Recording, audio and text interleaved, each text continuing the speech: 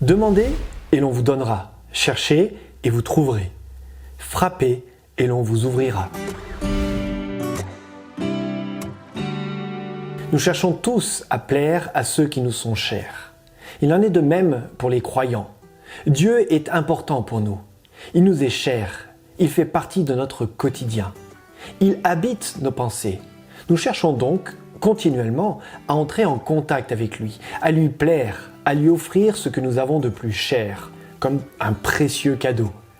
Et cela est tout à fait naturel et bon. Ce texte biblique nous parle de demander, chercher et frapper. Mais à quoi l'évangéliste fait-il allusion ? Est-ce qu'il présente cela comme un concept général qui s'applique à tous les domaines de notre vie, comme les affaires, l'amour, les biens matériels, le choix de notre avenir ou d'un conjoint ? Je ne le pense pas. Même si ce texte a souvent été utilisé presque comme un dicton populaire, il ne touche pas tous les domaines de notre vie. Ce texte parle avant tout de notre relation personnelle avec Dieu, de notre relation intime avec le Créateur. Que ce soit le texte précédent qui parle de la valeur des perles que l'on donne aux cochons, ou le texte suivant qui parle de nos relations avec les autres, ils parlent tous deux de la valeur des choses que nous possédons ou offrons à autrui. Le texte de Matthieu 7 parle de notre relation avec Dieu. La relation d'un père avec son enfant, une relation de qualité basée sur l'expression des besoins, des attentes et des désirs.